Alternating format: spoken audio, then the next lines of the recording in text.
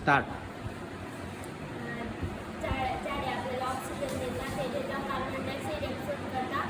आणि झाडे आता वृक्षतोड खूप जास्त प्रमाणात वृक्षतोड झाली, त्यामुळे पर्यावरणाचा समतोल बिघडलेला आहे.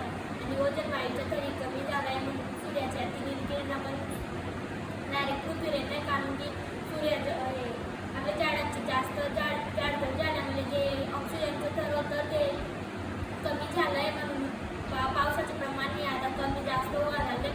पर्यावरणाचा समतोल वृक्षतोड झाल्यामुळे बिघडलेला आहे. वृक्षतोड केल्याने जे कार्बन डायऑक्साईड ॲब्सॉर्ब झाड करतं ते कमी झाल्यानंतर ओझोन वायूचे थर पृथ्वीच्या वरती असतं, त्या ओझोन वायूचं स्तर कमी झाल्यामुळे सूर्याचे अतिनील ओझोन वायू ते कमी करतात. ते ओझोन वायूचे स्तर डायरेक्ट पृथ्वीवर आल्यामुळे पृथ्वीला त्याचे धोकादायक असतात. ओके. सना, आपण ज्यावेळेस बोलायला जातो कुठे पण कधी पण, त्यावेळेस आधी जे आपले गेस्ट असतात त्यांची नावं घ्यायचे.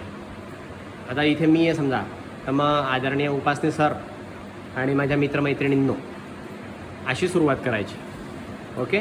आणि बायोडायव्हर्सिटीबद्दल तू बोलली, झाडं जगवले पाहिजे. तर मग झाडं जगवले तर काय फरक पडेल आणि झाडं नसली तर काय फरक पडतो?